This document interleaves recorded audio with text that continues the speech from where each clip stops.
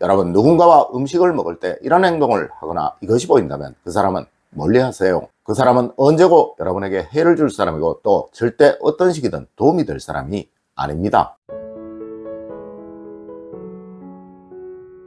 여러분 안녕하세요, 이정민입니다. 아마 여러분들 이런 소리 들어보셨을 거예요. 아이고, 음식 참 복있게 먹는다 라는 말입니다. 네, 음식을 먹는 것은 바로 식복을 말하는 것이고, 이 식복은 그 사람의 재물복을 말하기도 하는 것입니다. 첫 번째로, 음식 먹는 소리가 과하게 심한 사람입니다. 여러분, 세상 누구이든 음식을 먹으면서 소리를 내지 않는 사람은 없습니다. 하지만 이 소리가 굉장히 과한 사람이 있죠. 이는 같이 음식을 먹는 상대를 불편하게 만듭니다. 그런데 문제는 똑같은 사람인데도 누군가는 그것을 개의치 않는 반면 또 누구는 그것이 굉장히 싫게 느껴지기도 한다는 것, 여러분 혹시 아십니까? 네, 이는 그 사람과 여러분의 기회 파동이 맞느냐 맞지 않느냐에 따라서 달라지는 거예요. 맞습니다. 바로 궁합이라는 것이죠. 여러분, 음식 먹는 소리가 불편하게 느껴지는 사람, 또 그 소리가 싫은 사람은 여러분과 궁합이 맞지 않는 사람인 것입니다. 하여 이런 사람에게서는 그 어떠한 운도 얻을 수 없으니 피하시라고 말씀을 드리는 거예요.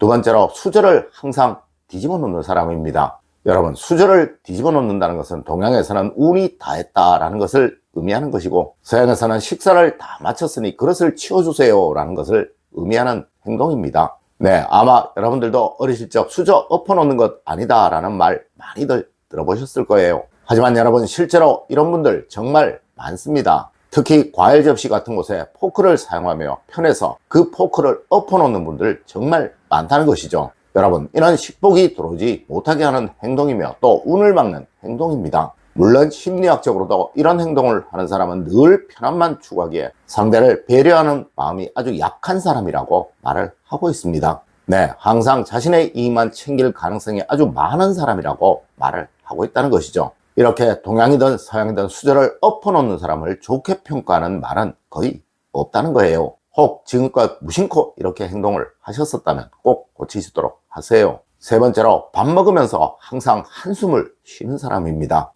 여러분, 언제이든 한숨을 항상 자주 쉬는 사람은 피하는 것이 좋습니다. 네, 이런 사람은 본능적으로 패배주의에 젖은 사람이며 또 자신에 대한 믿음성이 부족하고 항상 스스로를 한탄하는 사람이라는 것이죠. 그리고 이것은 아주 쉬이 타인에게 전염이 됩니다. 물론 한 번씩 큰 호흡을 하는 것은 상관이 없으며 또 긴장을 풀기 위해 큰 호흡을 하는 것은 좋을 수도 있지만, 이런 것이 아닌 습관적으로 한숨을 쉬는 사람, 특히 식사를 하며 이런 행동을 자주 하는 사람은 우리 동양에서 가난을 벗어나지 못할 사람, 뭘 해도 안 될 사람이라고 말을 하고 있습니다. 네, 절대 이런 사람 가까이 하지 마십시오. 혹 여러분이 이러시다면 이것은 무조건 고치시도록 하세요. 네 번째로, 음식을 항상 투정하며 먹는 사람입니다. 여러분, 음식은 맛있게 먹을 때 식복이 살아난다고 말을 합니다. 네, 식복이라는 것은 상대가 음식을 같이 먹고 싶어지도록 만든다라는 의미를 가지고 있으며 또 같이 음식을 먹는 상대가 맛있게 먹을 수 있도록 만들어주는 사람을 식복이 좋은 사람이라고 말을 하고 있다는 것이죠.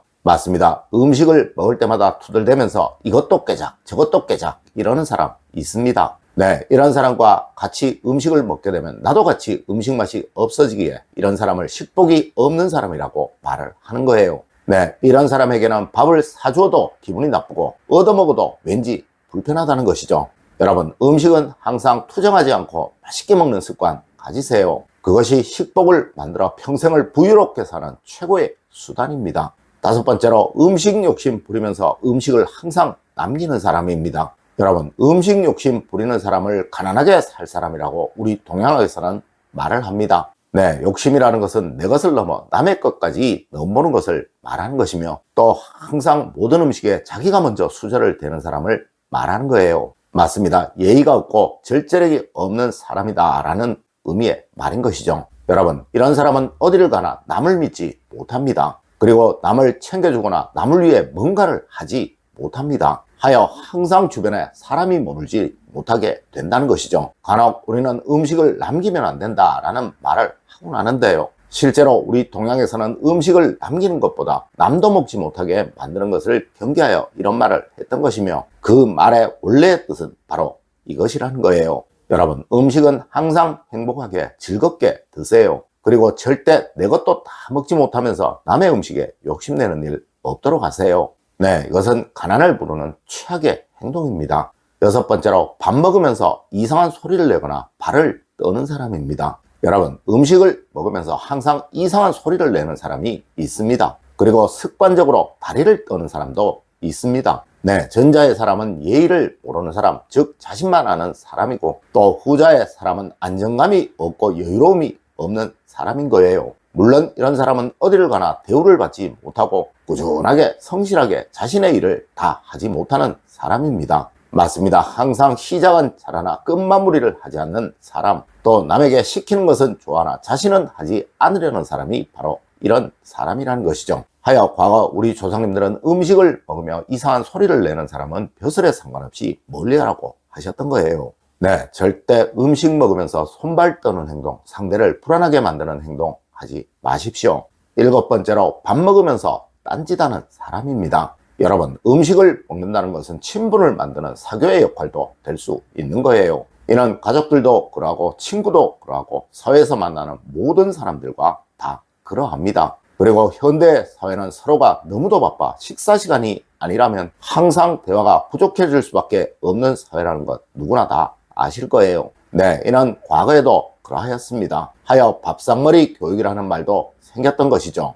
여러분, 식사 시간은 항상 공유하는 시간, 공통의 시간이 되어야 한다는 거예요. 하여 동양에서는 식사를 하며 딴짓하는 행동을 극도로 꺼렸던 것이죠. 하지만 아마 실제로 이런 분들 정말 많으실 거예요. 밥 먹으면서 휴대폰을 보는 사람, 밥 먹으며 신문을 보는 사람, 그리고 대화도 없이 그저 밥만 먹는 사람 말입니다. 여러분, 이런 가정은 절대 잘 될 수가 없어요. 그리고 이런 회사나 이런 단체 역시 절대 잘 될 수가 없습니다. 네, 항상 소통이 부족하고 상대에 대한 이해가 부족한 곳이 될 수밖에 없으니까요. 하여 우리 조상님들은 이런 사람을 식복이 없는 사람이라고 말씀을 하셨던 것입니다. 여덟 번째로 음식에 항상 까탈을 부리는 사람입니다. 여러분, 무엇에나 트집을 잡는 사람은 습관적으로 그러한 거예요. 이런 사람과 같이 있는 것은 누구라도 불편해할 수밖에 없습니다. 특히 이런 사람과 식사를 같이 하려면 주변 사람들의 눈치를 볼 수밖에 없고, 이로 인해 그 음식을 즐기면서 먹는다는 것은 불가능해진다는 것이죠.